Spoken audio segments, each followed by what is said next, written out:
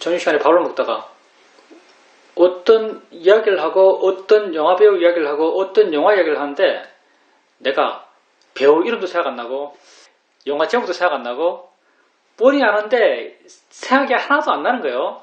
늙었죠? 여러분도 많이 체험하죠? 늙었어요. 머리에 순발력이 확확 떨어집니다. 안 떠올라요. 그래서 야, 이게 머리가 둔해지는 것이구나, 이게 멍청해지는 것이구나, 이렇게 가다 보면 치매 걸리겠네? 이런 생각이 들었어요. 이런 생각이 들어서 순간 내가 관심이 뭐냐면, 그러면 법이란 것도 잊을 수 있는가? 내가 수영을 하면서 생겼던 내 지란 것도 잊을 수 있는가? 라고 한번 그때 관심을 가져봤고, 그리고 우리식 표현, 마음을 봤죠. 이게 순전히 우리식 표현입니다. 모르는 사람들은 마음을 봤다 그러면 그 신비한 마음을 어떻게 눈 동그랗게 볼 수 있냐 이렇게 생각하는 거예요. 마음을 봤다는 것은 그렇게 막연한 표현이 아닙니다. 마음을 봤다는 것은 내게 알아진 대상들, 이 느낌, 이 소리, 이 보이는 것, 이것 아닌 뭐가 있다라고, 그것과 다른 뭐가 있다라고 내 마음에 와닿는 것, 이해되는 것, 이걸 갖고 우리는 마음을 봤다고 말해요. 마음을 봤죠. 물론 마음을 본다는 의식도 없이 마음을 본 거예요. 근데 분명히 그게 이해가 되고 이해하는 마음이 있어요. 근데 내가 느낀 건 뭐냐면, 그걸 마음이라고 정의하기 이전의 알미요. 어디 있다고 정의하기 이전의 알미요. 무엇이라고 규정짓기 이전의 알미거든요. 법이란 게 말만 법이지, 뭐 본다는 것도 말만 본다는 거지, 실제 구분짓기 위한 사람들로 하여금 이해의 편의성을 위해서 그런 이름들을 붙이고 있는 거죠. 근데 정말 이해한 것, 내가 정말 그게 뭐라고 이해했을 때는 그게 이름이 안 붙어요. 그냥 그게 그러한 거예요. 그냥 그게 그러한 거죠. 근데 그게 그러한 것은 잊을 수가 없다는 걸 알게 됐어요. 우리가 잊는 것은요, 이름 있을 때, 모양 있을 때, 형태 있을 때, 내용 있을 때 그걸 잊어요. 머리가 둔해지면, 머리가 멍청해지면.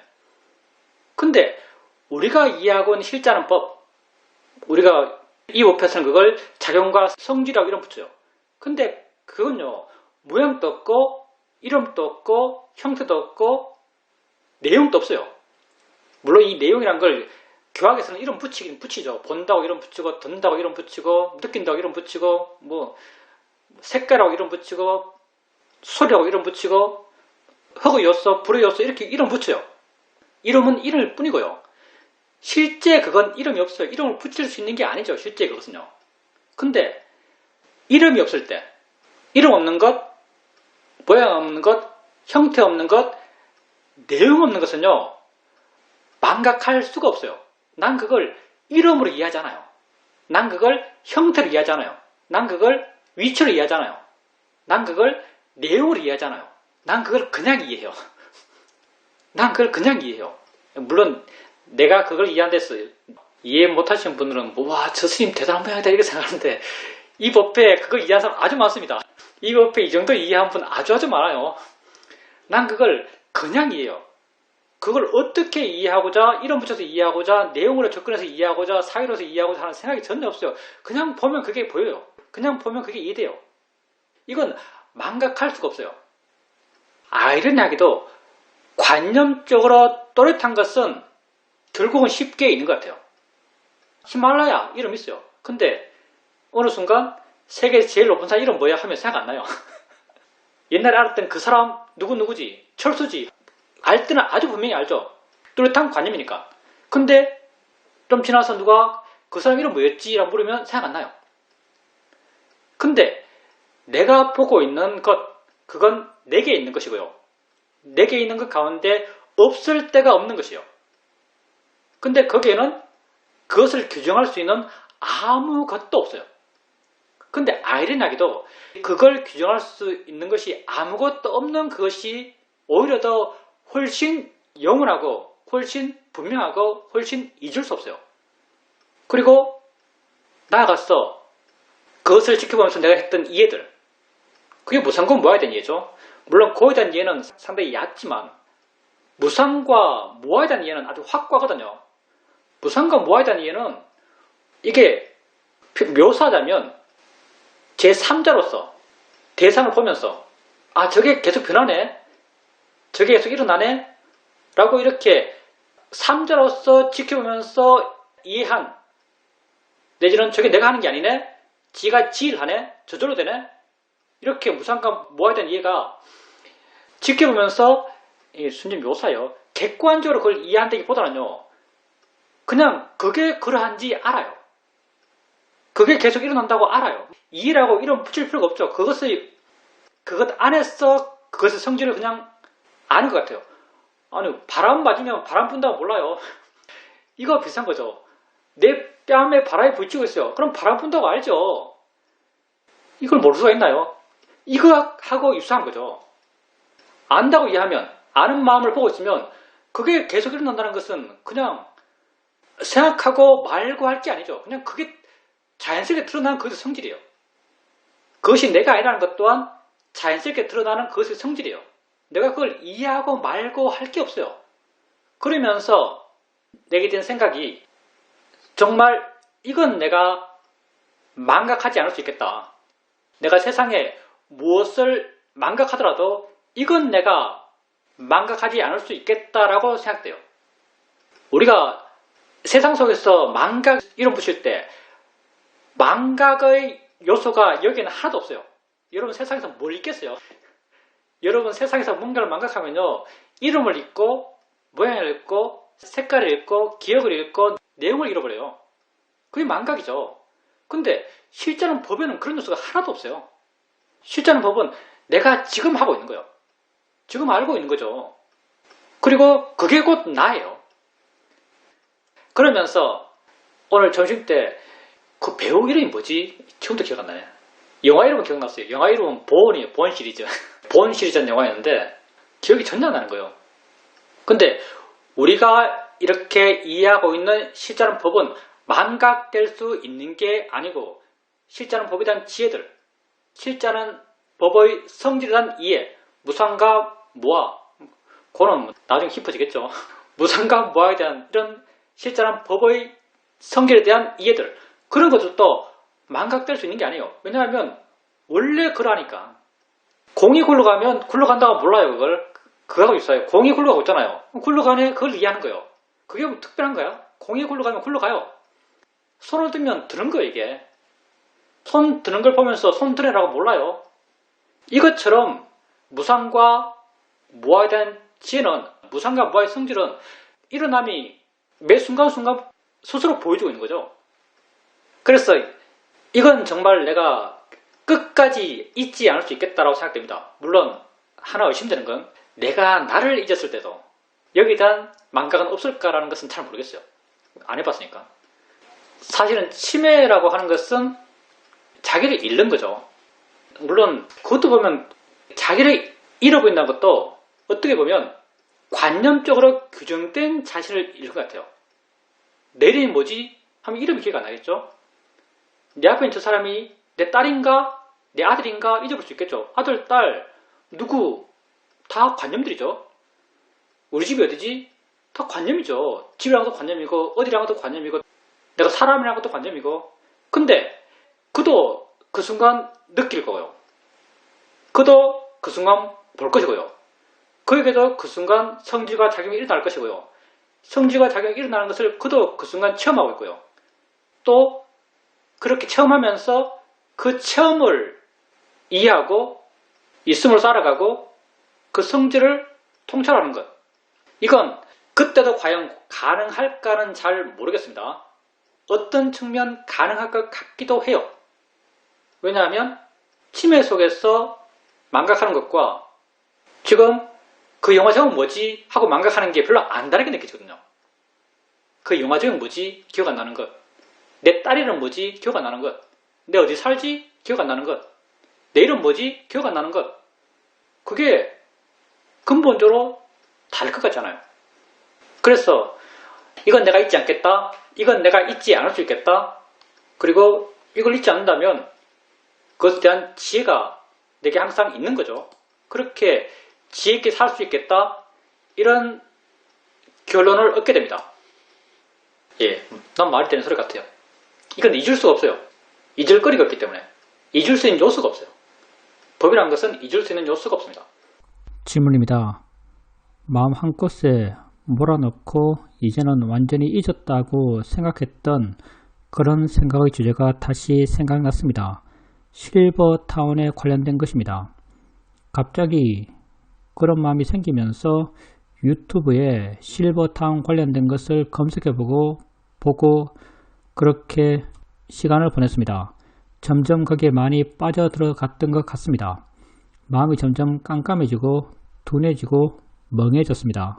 그런 마음 상태를 알았을 때 그런 마음이 생긴 것은 이미 내가 그 원인을 채워왔기 때문이고 그런 마음이 생긴 것은 또 내가 어떻게 할 수 있는 것이 아닙니다. 내가 할 수 있는 것은 지금부터이고 지금부터 내가 할 수 있는 일, 그 마음이 있다고 알고 그걸 마음이라고 알고 대상이라고 알고 이렇게 지금 내가 할 수 있는 것을 해 나가야겠다고 생각했고 그렇게 그때부터 할 수 있는 것을 해 갔습니다. 수행에서 할 수 있는 것은 이것뿐인 것 같습니다. 지금 할 수 있는 것을 바르게 하는 것입니다. 중요한 건 과거에 어떻든 어떤 의도로 뭘 했든 그 순간순간 자기에게 마음을 돌이키고 그 순간순간 자기를 알고 그 순간순간 자기가 일어나는 것을 바르게 보려고 하는 것, 이게 우리가 할 수 있는 것이고 해야 될 것이요. 그러니까 수영자님께서 실버타운, 옛날에 한번 실버타운에 대한 관심이 있었겠죠. 옛날에 한번 알아봤을지도 모르겠어요. 근데 거기에 대해서 계기가 돼서 거기도 보게 됐고 보니까 마음의 조건이 그러하니까 빠졌을 거고 고민했을 거고 가볼까라는 생각도 해봤을지 모르겠어요. 그렇게 하는 것은 마음의 조건 속에서 또 그렇게 하는 거죠. 마음이 지할 일 지가 해요. 우리가 모든 걸 버려놓고 무소유로 살고 있는 그런 사람들이 아니잖아요. 항상 좀 더 좋은 환경, 좀 더 여유로운 환경, 좀 더 내게 맞는 환경, 내가 하고자 하는 것을 좀 더 쉽게 할 수 있는 환경을 찾아가는 그런 존재들이죠. 그래서 수행자님에게 그런 욕구가 있는 이상 그걸 찾는 일을 하는 것은 자연스러워요. 그걸 자연스럽다고 아셔야 되고요. 그리고 그렇게 하는 것까지는 아무런 규칙 사유가 없죠. 결격 사유가 없어요. 근데 하면서 아마도 빠졌을 거고 하면서 빠진다는 것은 대상에 큰 의미를 부여한 것이고 그 의미 부여한 만큼 마음이 반응했겠죠. 마음이 반응하게 되면요. 우리가 나름 레이더를 돌리고 있잖아요. 빠지더라도 정말 빠지면 세상을 망각해요. 온통 그것만 알고 있죠. 근데 우리가 지금까지 수행해 오면서 끊임없이 물러나려 했고 가벼우려고 했고 하려 하지 않으면서 되어지는 그런 수행을 해왔죠. 마음에 어느 정도의 거리감이 존재해요. 마음에 어느 정도의 여유가 있어요. 그러면 다른 것은 모르겠지만 마음이 번뇌가 있어서 마음이 번민스러울 때, 마음이 들뜰 때, 내지는 화가 날 때, 욕구가 아주 강하게 날 때, 그때는 그게 우리 마음의 레이더에 쉽게 걸립니다. 번뇌가 아주 강하게 나면 우리 마음의 레이더가 쉽게 걸려요. 그러면 그때 자기 마음에 번뇌가 있다고 안 순간 마음이네 라고 볼 수 있는 것. 그 이전의 과정들, 내 마음에 그런 욕구가 있고 욕구가 있어 어느 경우를 만나서 거기에서 알고 싶어하고 찾고 고민하고 생각하고 하는 것들, 그런 것들은 어떻게 할 수 없어요. 자연스럽게 진행돼 갔겠죠. 근데 마음에서 번뇌가 강하게 나고 번뇌가 주는 자극이 강할 때, 그때도 알지 못했다면 좀 문제가 되고요. 그때 만약 알고서 그때 할 수 있는 수행적 노력을 하셨다면 잘하신 거죠. 그렇게 생긴 것까지는 어떻게 할 수 없어요. 생겼을 때 어떻게 대처하는가가 수행이죠. 수행은 대처예요. 수행은 예방이 아닙니다. 수행은 예방이 아니에요. 수행은 대처입니다. 예방할 수 없어요. 왜냐하면 마음의 조건 속에서 지가 일어나는 것이기 때문에 수행은 예방이 안 돼요. 수행은 언제나 대처입니다. 그래서 수행자님이 자기가 일어나는 번뇌를 알았을 때 번뇌를 알고 난 뒤에 어떻게 했는가? 그것을 알고 마음으로 이해하고 바르게 본류하고 그렇게 하셨다면 아주 훌륭하게 수행을 하신 거죠. 우리는 생긴 것, 일어난 것 갖고 말하잖아요. 화가 나든 욕심이 나든 미워하든 우울하든 질투하든 그런 마음이 생기는 것은 어떻게 할 수가 없는 것이고요. 그건 우리의 어떤 영향을 벗어난 일이에요.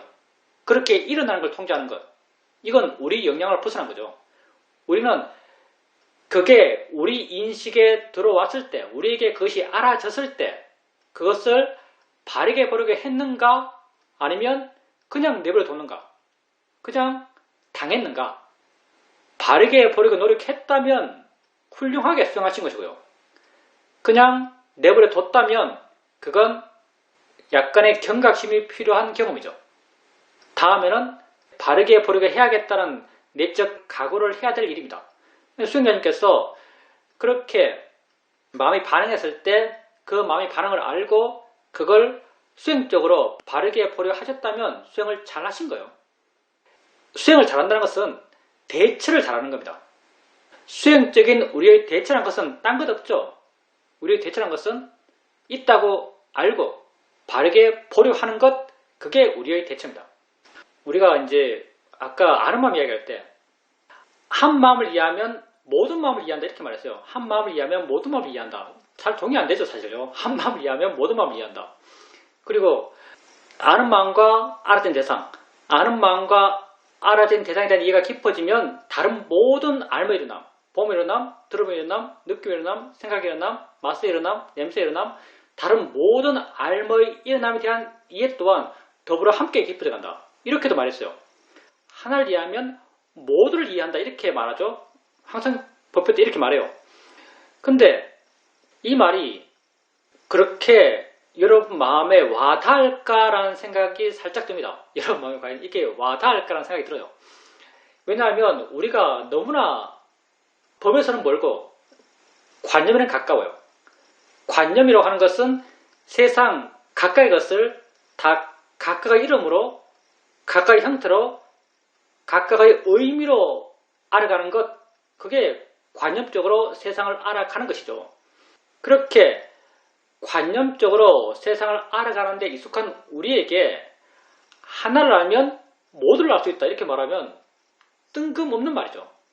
쉽게 마음에 안 와닿는 말이에요, 이 말이. 그런데 실제 하나를 알면 모든 것을 알 수 있습니다. 왜냐하면 그게 실제의 법의 모습이거든요. 여러분이 알아차림을 해나갑니다. 맨 처음 수행을 시작하면서 알아차림을 해갔던 목적이 뭐냐면 실제 하는 법을 이해할 수 있을 만큼 수행하는 마음이 좋아지기 위해서 하는 거예요. 수행을 맨 처음 하면서는 마음이 둔하죠. 마음이 둔해요. 그래서 알아갈 때 한 대상 알고 다른 대상 옮겨갈 때 띄엄띄엄 알아가요. 둔하게 알아가죠. 날렵하게 알지 못해요. 그러다가 걸으면서 알고 좌선하면서 알고 설거지하면서 알고 청소하면서 알고 이렇게 자기에게 알아지면서 알아가다 보면 조금씩 이어지게 알아가려고 하면 당연하게 알아가려는 마음이 가벼워져요. 무거운 마음으로 노력하는 마음으로 애쓰는 마음으로는 결코 이어지게 알 수가 없거든요. 부탁께서 대인조경에서 걸을 때, 말할 때, 침묵할 때, 바로 들 때, 옷 입을 때, 소민 볼 때, 대인 볼 때 항상 이렇게 알라고 말했죠. 항상 이렇게 알려면요. 무거운 마음으로 노력하는 마음으로 힘쓰는 마음으로는 절대 알 수가 없습니다. 여러분이 가볍게 하려고 그러고 자유롭게 알려는 그런 노력을 통해서 점점 여러분의 마음, 수행하는 마음이 가벼워지고 부드러워지고 물러나요. 이렇게 해나가다 보면 내가 하나를 알았을 때 마음이 스스로 다른 걸 알아요. 이것도 말로 하면 어렵게 느낄지 모르겠지만 손 두 개를 들고 이 손을 보고 있으면 이 손은 그냥 보이죠. 이 손을 보고 있으면 이 손은 그냥 보여요. 한 마음이 두 손을 볼까요? 다른 마음이 다른 손을 볼까요? 손이 두 개요. 손이 두 개면 보는 마음도 두 개일까요? 아니면 한 마음이 두 개를 다 볼까요? 마음은 대상의 의지에서 일어납니다. 바꿔 말하면 대상이 다르면 마음이 달라요. 이 손과 이 손이 다르면 이 손 보는 마음과 이 손 보는 마음이 달라요. 그러면 이건 내가 보고 있어요. 이건 누가 볼까요? 이건 내 느낌상 이 손은 내가 보고 있어요. 그럼 이 손은 누가 보고 있을까요? 이 손은 마음이 지 스스로 보는 겁니다. 그러면 마음에 어떤 성질이 있기 때문에 내가 이걸 보고 있는데 마음이 지 스스로 이걸 볼 수 있을까요? 이 마음의 성질을 우리는 노력이란 말이에요. 이걸 위리아라고 그러죠.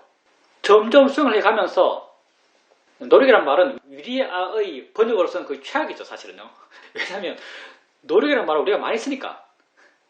노력이란 말을 많이 쓰다 보니까 우리가 일상에 쓰는 노력의 의미가 있어요. 그래서 사람들은 불교에서 말하는 마음의 성질에서 노력을 말할 때도 뭐 열심히 수행하는 것, 열심히 공부하는 것, 잠 안 자고 수행하는 것, 처리하는 것, 그러면 노력의 마음의 힘이 좋다 이렇게 말하는데 전혀 그렇지 않습니다. 노력은 마음의 활발함이에요. 지가 스스로 일어나서 지 할 일 하는 것, 더 쉽게 일어나고 더 많은 일을 하는 것, 이게 노력의 마음, 위리아의 마음이 큰 거예요.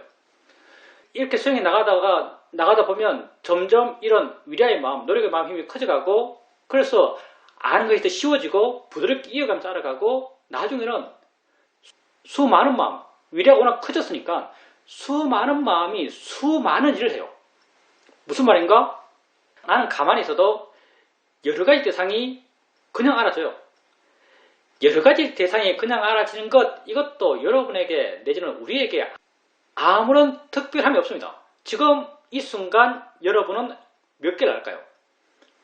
지금 이 순간 여러분은 수없이 많은 걸 알아요. 보고, 듣고, 느끼고, 해석하고, 기억하고, 눈 감고, 몸 흔들고, 손 들고, 손가락 갖다 하고, 다 마음이 하는 거잖아요. 여러분 그 가운데 의식적으로 자기 노력으로 이것 해야지, 저거 하지 말아야지 하면서 통제하면서 하는 게 얼마나 되나요? 없어요, 그게요. 가만히 있는데 다 돼요. 왜? 마음에 노력의 마음이 있거든요. 그러니까 수행에 익숙해지면 익숙해질수록 수행은 점점 자연스러워져 가고, 우리 수행도 그런 마음의 힘이 좋아지면 좋아질수록 수행의 상태가 자연스러운 삶의 상태에 근접해 가요. 그래서 나중에는 아무것도 하려하지 않지만 알아지는 여러 가지 것을 지켜보며 수행하게 되죠. 우리가 맨 처음 알아차림에 대해서 했던 말들, 가볍게 알아라, 자력의 대상을 바꾸면서 알아라, 알려하지 말고 알아진 것을 알아라, 알아진 것이 없다면 알려하지 말고 차라리 물어라. 이런 최초 알아차림을 시작한 데 있어서의 지침들, 그런 것들을 지켜가면서 수행해 나가시다 보면요, 점점 수행하는 마음이 이렇게 변해가요. 이렇게 마음이 좋아져가죠. 이렇게 마음이 좋아져갈 때 알아진 것이 있어요. 손을 잡고 있을 때 손의 느낌을 내가 알아요. 손의 느낌이 있다고 내게 인지돼요. 그럼 당연히 손의 느낌을 아는 무엇이 있겠죠. 당연한 거 아닌가요? 손의 느낌이 내게 확인돼요. 손을 잡고 있는데 손의 느낌이 내게 확인돼요. 그럼 당연히 손의 느낌을 아는 게 뭐가 있겠죠. 뭐가 있으니까 이게 내게 인지되는 건 알겠어요. 마음의 힘이 좋을 때 우리에게 손의 느낌은 아주 분명하지만, 이게 관념이니까 손의 느낌은 아주 분명하지만 손의 느낌을 안다는 것은 분명하지 않아요. 생각으로는 분명하지만 직관적으로 그걸 직접적으로 느끼면서 분명히 알지를 못해요. 근데 수행을 통해서 이렇게 수행하는 마음의 힘들, 알아차림, 고요함, 지혜, 신심, 노력의 힘들, 이런 수행을 통해서 개발하는 마음의 힘이 좋아져 가다 보면요, 어느 순간 알아진 것을 알면서 아는가라고 묻게 되면, 그래, 안에 알아지는 이 느낌 이외에 뭐가 있네, 다른 게 뭐가 있네 라는 게 마음에 와 닿아요. 이걸 우리는 아는 마음이라고 그러죠. 아는 마음을 이해할 때 안다는 그 의미에 너무 가지둘 필요 없습니다. 아는 마음은 실제 아는 마음이 아닙니다. 우리가 대상을 안다고 워낙 묘사를 하다 보니까 대상과 함께 있는 마음을 아는 걸로 접근해서 그걸 이해하는데 용이하기 때문에 아는 이런 의미를 거기에 부여할 뿐이에요. 그냥 대상과 함께 있는 무엇, 대상을 아는가라고 물었을 때 뭐가 있네라고 마음에 와닿아요. 그걸 우리는 이름 붙여서 아는 마음이라고 이름 붙이고 있을 뿐이죠.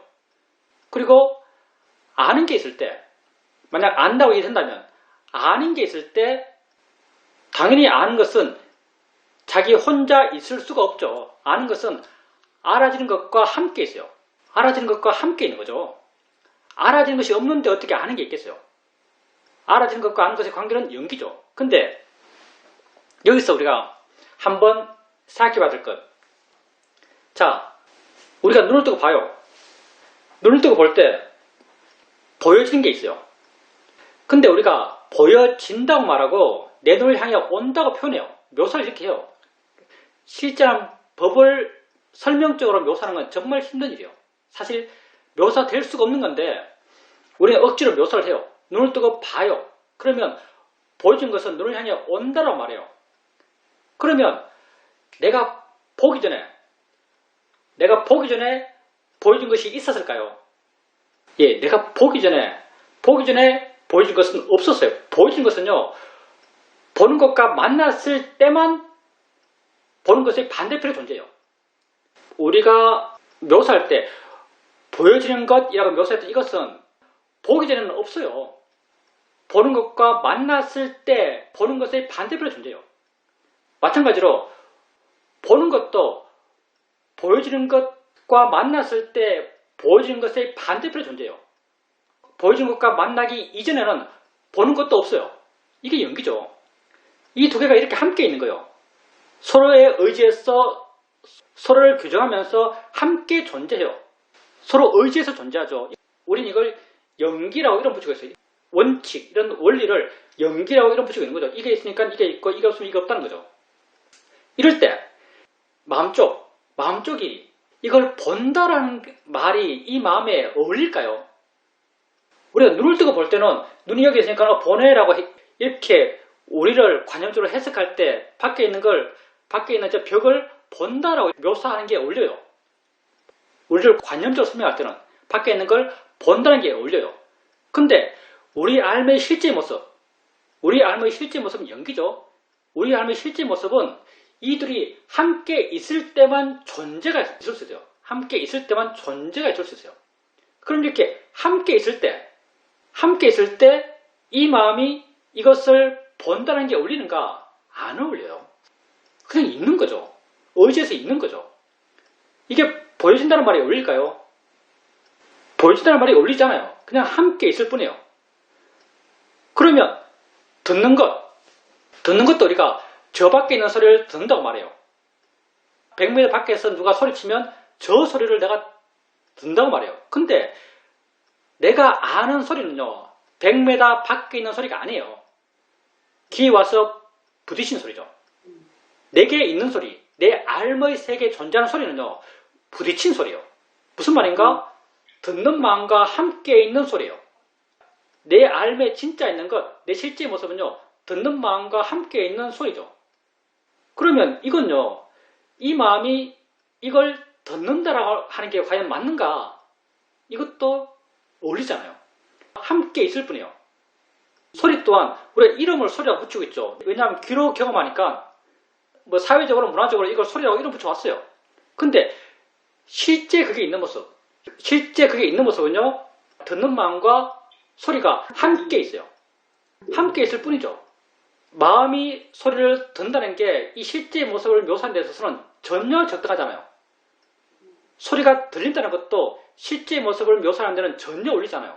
그러면 볼 때의 봄의 실제 모습, 대상과 마음이 함께 있음.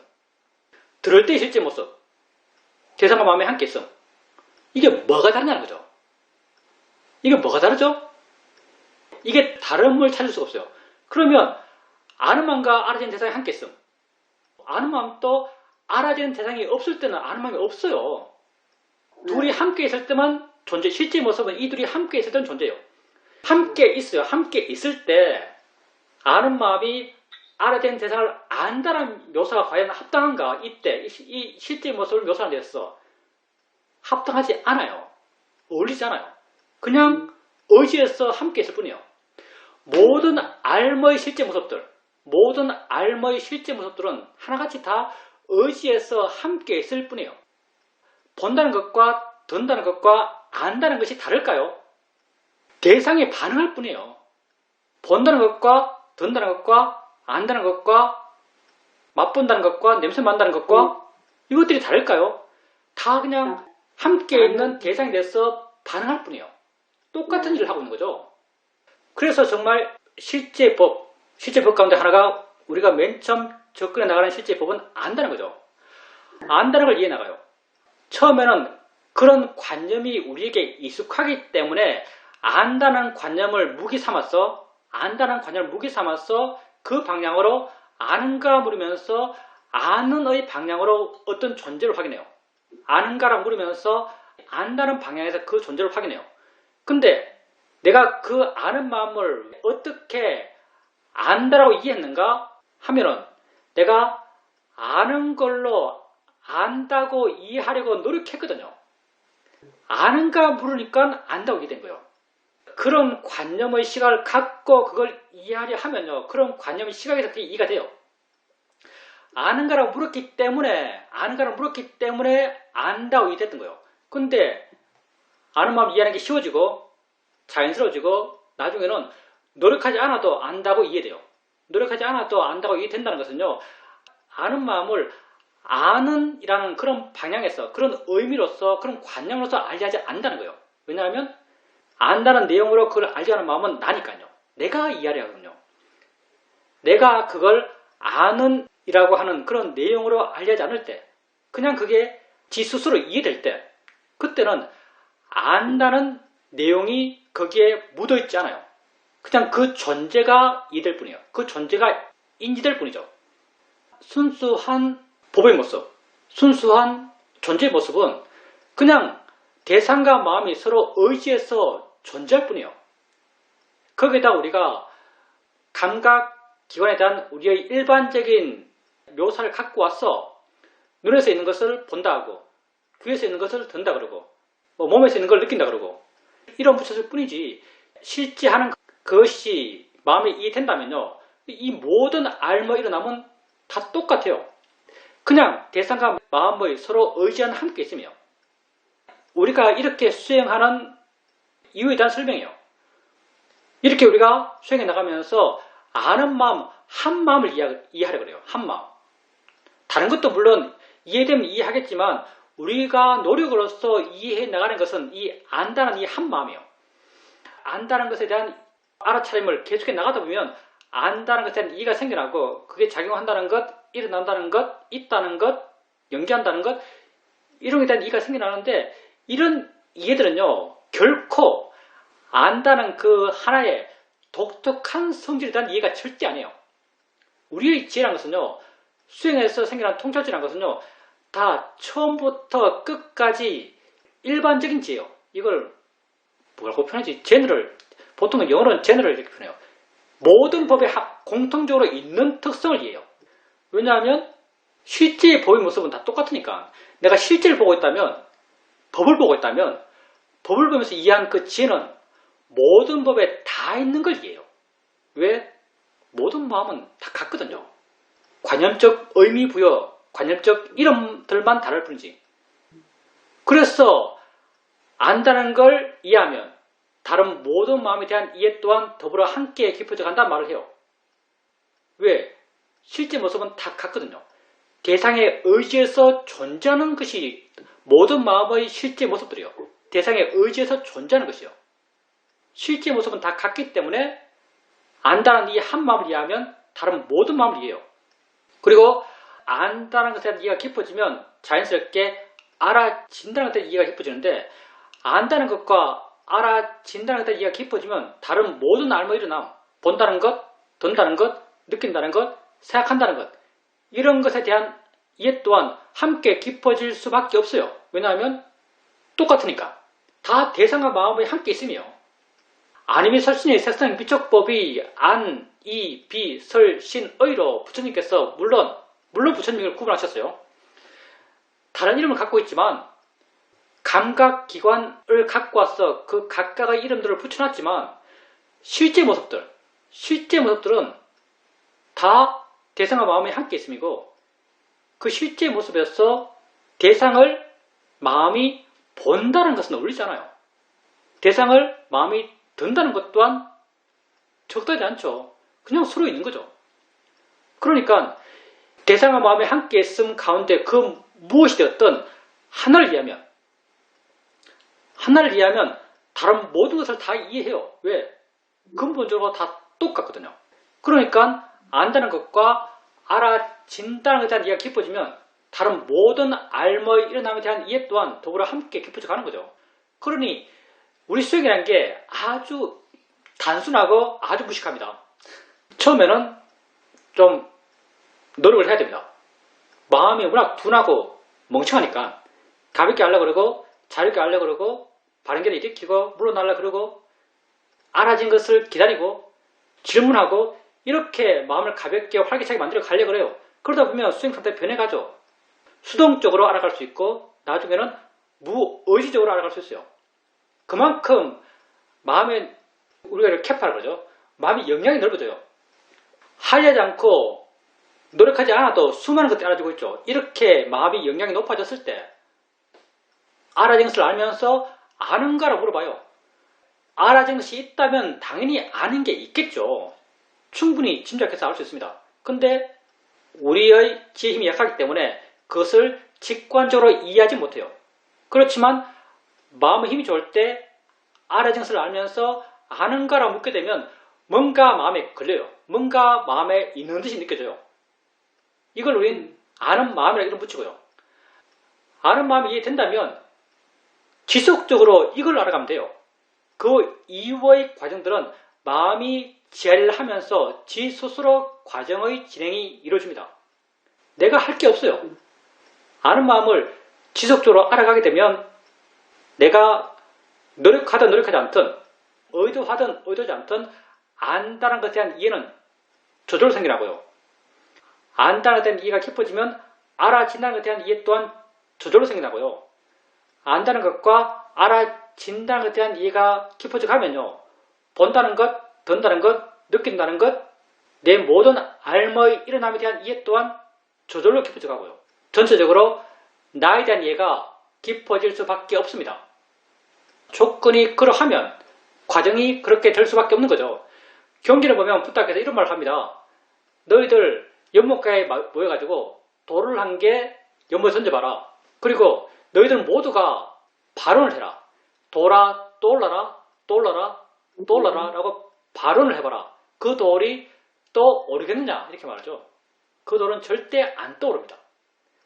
원리가 그러하니까, 원인과 결과가 그러하니까. 마찬가지로 여러분이 안다는 것을 지속적으로 알아가게 되면요. 여러분이 이해야 생기지 말아라, 지혜야 생기지 말아라, 이렇게 아무리 지혜 생기지 않기를 발언한다 하더라도 지혜는 생길 수밖에 없습니다. 조건이 그러하니까. 사아가는 원인이 그러하니까 지혜는 생길 수밖에 없어요. 이게 우리 수행의 과정이고, 이런 입장에서 내가 한 마음을 이해하면 모든 마음을 이해하고, 안다는 것과 알아진다는 대상과 마음에 대한 이해가 깊어지면 다른 모든 알머의 일어남에 대한 이해 또한 더불어 함께 깊어져 간다라고 말을 하는 거죠. 실제 모습들은 다 같기 때문에. 근데 참고로 말한다면 실제 모습은 다 같다, 이거 책에 절대 안 나옵니다. 아무도 말하잖아요. 그러니까 이게 100% 맞아라고 나는 그렇게 생각하지만 객관적으로 증명된 건 아닙니다. 심지어 부탁께서도 6가지로 나눴습니다. 참고사항이고요. 나는 수행해보니까 그렇다는 거죠. 질문입니다. 우리가 무언가를 알 때, 육문에서 일어나는 것을 알아갈 때 내가 알려고 하는 것이 아니라 마음이 저절로 알아갑니다. 알아지는 것이 알아질 때 우선 어떤 느낌이 생겨나고, 느낌을 통해서 그것을 알고 난 뒤에야 대상이야 자니 이치야 이렇게 바르게 보려고 할 수 있습니다.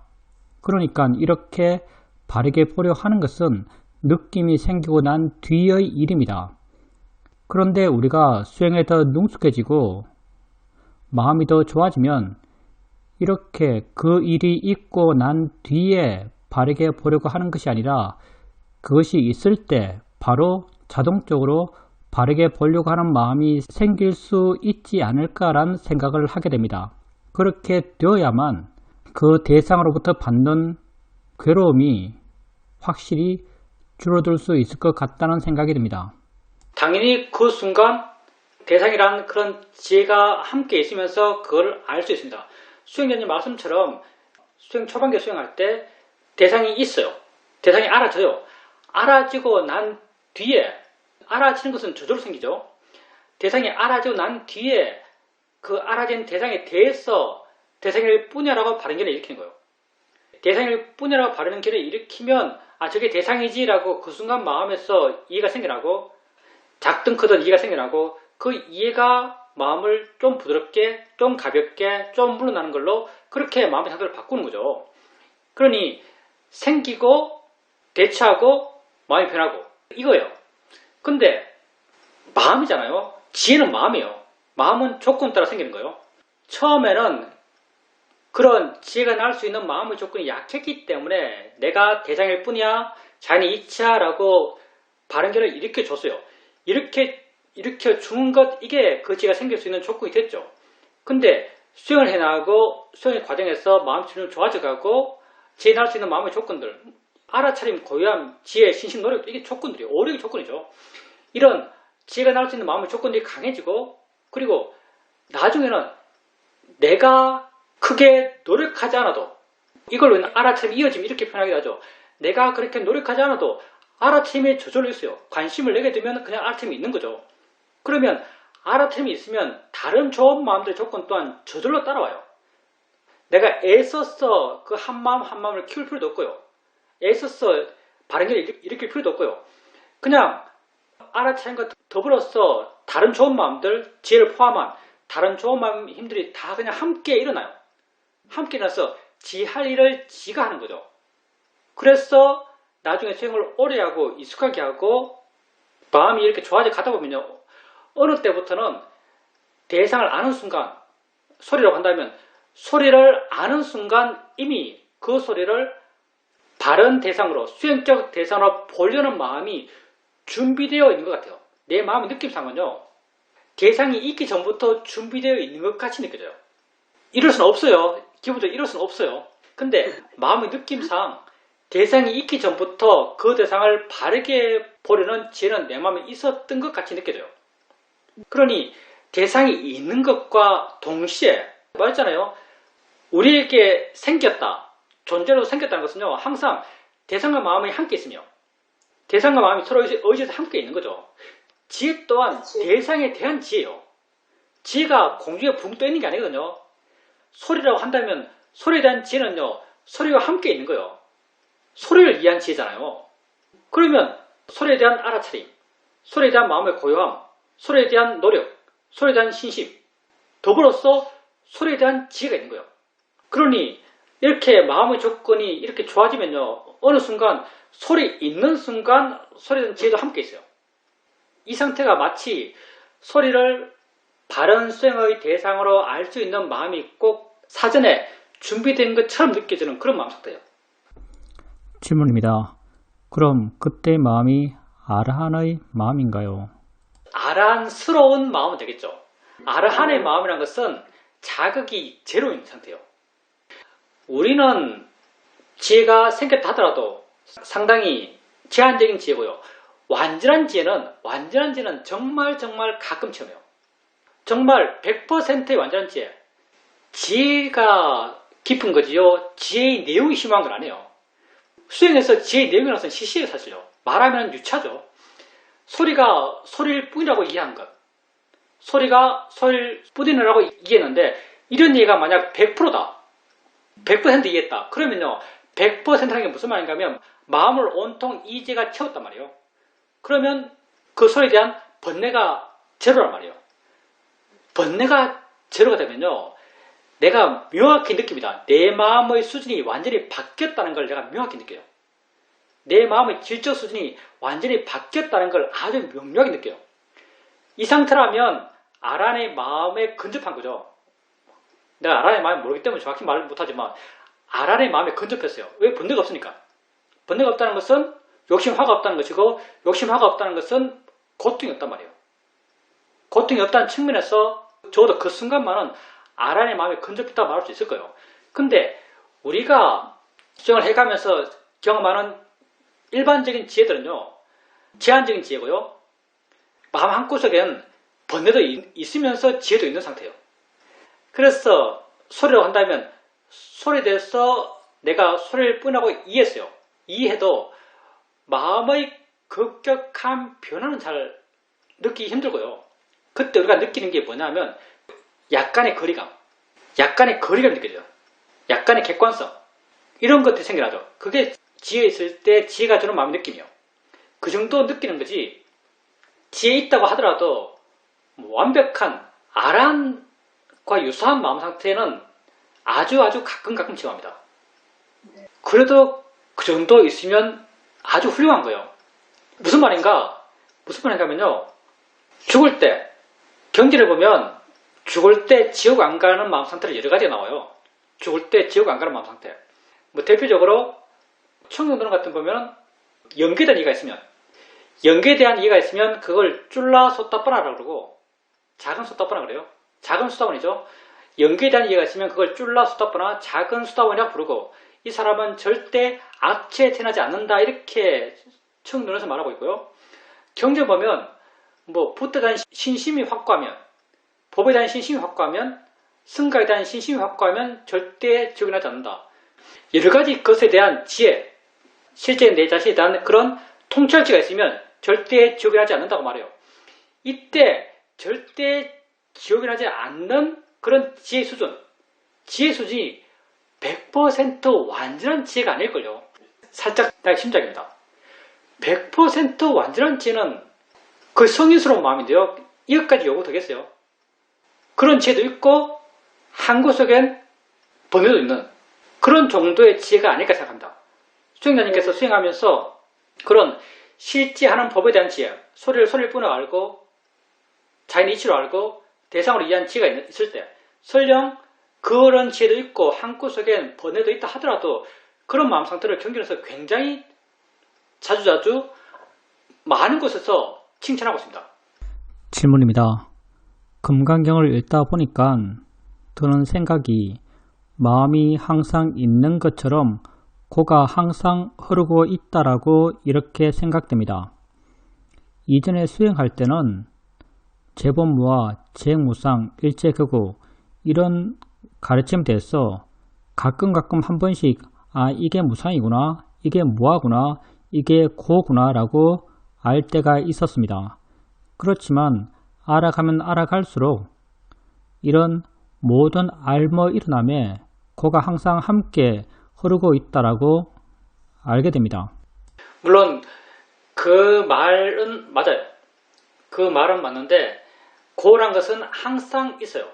근데 수행자님 하신 말씀 들으면 고라는 게 뭔가 독특한 다른 것과 구분되는 그 자체의 실체가 있는 것처럼 그렇게 느껴지는데, 고라는 것이 고라는 그 자체의 구분되는 실체가 있는 건 아니고요.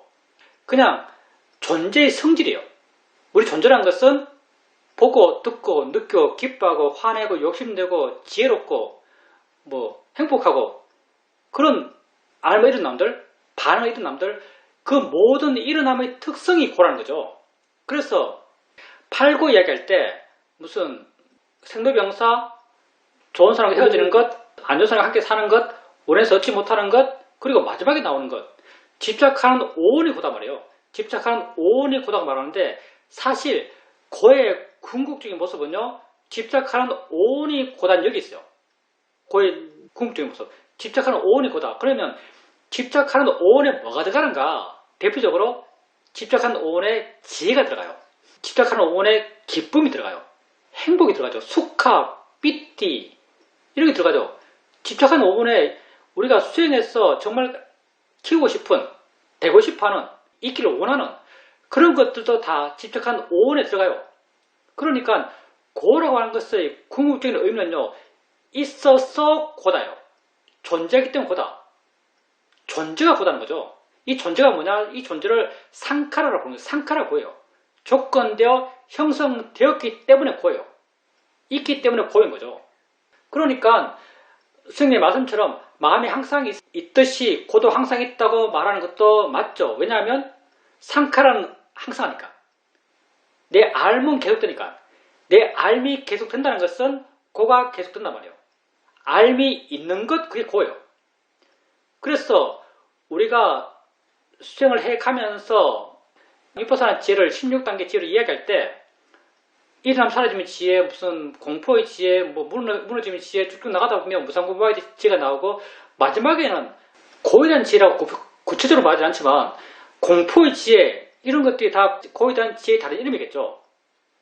그리고 마지막에 일어나는 상카라들, 우리가 지금 보고 있는 게 다 상카라잖아요. 느낌이 일어남, 보면 일어남, 들으면 일어남, 생각이 일어남, 다 조건대 일어나는 거예요. 조건대 일어나는 것의 이름이 상카라예요. 우리가 수행해 나가는 것이 상카라들을 알아가는 것이고 결국은 상카라의 무상함, 상카라의 무아성, 그리고 상카라의 고를 이해하는 거죠. 상카라가 나쁘다의 의미가 아니고요. 고라는 것은 나쁘다는 의미가 아니에요. 있다는 것이 의미 없다, 있다는 것이 가치 없다, 있는 것의 계속들이 무의미하다, 이런 것을 통찰하는 거죠. 이걸 우리는 고라고 말하고요. 이렇게 있다는 것에 대해서 그 가치 없음을 통찰했을 때, 무의미함을 통찰했을 때 있다는 것에 대한 집착을 다 놓게 되는 거죠. 있다는 것에 대한 집착을 다 놓은 마음, 이걸 상카라 우백카 냐나라 그래요. 위퍼사나 16단계 지혜에서 이것을 11번째 지혜로 이야기하고 있죠. 상카라에 대해서 마음이 평온한 지혜요. 상카라 우백카 냐나. 그리고 12번째 지혜부터는 열반을 향해 가는 성인의 마음을 이야기하죠. 종성의 지혜 이렇게 넘어가요. 그러니까 중생으로서 가장 최후의 지혜라고 한다면 상카라 우백카 냐나를 말하고요. 보살들은 항상 이 마음에 산다 그러죠. 보살들은 수다원 되면은 열애가 못 되니까 보살들은 상카라 우백카 냐나의 지혜까지만 당다 그래요. 돌아가서 그러니까 고의 궁극적인 모습은 존재의 고예요. 있다는 것의 괴로움이요. 괴로워서 괴로운 게 아니고 있어서 괴로운 거예요. 그랬을 때 마음은 진정 존재하지 않는 것을 향하고자 하는 내적 동력이 생겨나요. 존재하지 않는 것, 상카라가 아닌 것, 그게 세상에는 열반밖에 없거든요. 해탈밖에 없어요. 존재하지 않는 것, 상카라가 아닌 것, 그게 열반이죠. 그래서 상카라에 대해서 이렇게 마음이 완전히 떠났을 때 마음은 상카라가 아닌 것을 향한다라고 말해요. 그래서 열반을 향해 나아간다고 말하죠. 그러니까 수행자님 말씀처럼 마음이 항상 있듯이 고도 항상 있다고 말하는 것이 옳고요. 근데 그 고란 것이 지 스스로 존재하는 것이 아니고 있는 것의 특성들이에요. 삼법인이라고 하는 거죠. 무상의 특성, 무아의 특성, 고의 특성을 갖고 있죠. 상카라들이 다 그걸 갖고 있는 거죠. 존재가 다 그 성질을 갖고 있는 거죠. 무상고 무아의 성질을 존재가 다 갖고 있는 거죠. 존재라고 표현해서 애매할지 모르겠지만 느낌의 생김, 봄의 생김, 들음의 생김, 이게 다 상카라고요. 이것에 다 무상의 특성, 무아의 특성, 고의 특성이 있는 거죠. 그리고 이런 특성, 그리고 이 가운데 특히 고의 특성에 대한 이해, 이런 이해가 분명할 때 그 일어남에 대한, 그 존재에 대한, 그 상카라에 대한 집착을 다 놓을 수 있는 것이고, 집착을 다 놓은 마음을 상카라 우백카 냐나라 그러고, 존재에 대해서 내 마음이 완전히 떠났을 때 존재하지 않는 것을 향한 마음이 생겨나고, 그 존재하지 않는 것, 그게 열반이죠. 이게 이제 이론적으로 설명하는 열반을 향해 가는 마음이에요. 근데 내가 열반을 향해 가는 마음까지는 모르겠어요.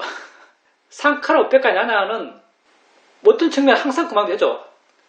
이건 내만 되는 게 아니고요. 여러분도 돼요. 여러분이 상카라 우백카 냐나 그러면 대단해 보이죠. 별것 아닙니다. 여러분이 느낌 알면서 이 대상이지라고 해요. 그럼 마음이 어떻게 돼요? 마음이 가벼워지고 부드러워지고 물러나요. 그러면 가벼워지고 부드러워지고 물러나는 마음, 이 마음을 어떻게 정리할까요? 느낌에 대해서 우백해진 거예요. 느낌에 대해서 마음이 우백해진 거죠. 느낌에 대해서 마음이 평온해진 거예요. 느낌에 대해서 마음이 평온해졌다면 이 마음을 어떻게 표현할 수 있겠어요? 거창하게 이름 붙여서 느낌이라는 상카라에 대해서 마음이 우백해진 거예요. 이게 상카라 우백카 냐나죠. 상카라 우백카 냐나라는 게 대단하고 어마어마한 게 아니에요. 여러분이 수행하면서 매 순간순간 개발하는 지혜입니다. 여러분에게 있는 지혜예요. 결코 특별한 지혜가 아닙니다. 근데 이 지혜가 완전해졌을 때 마음은 상카라가 아닌 걸 향해서 나가요. 그게 열반입니다.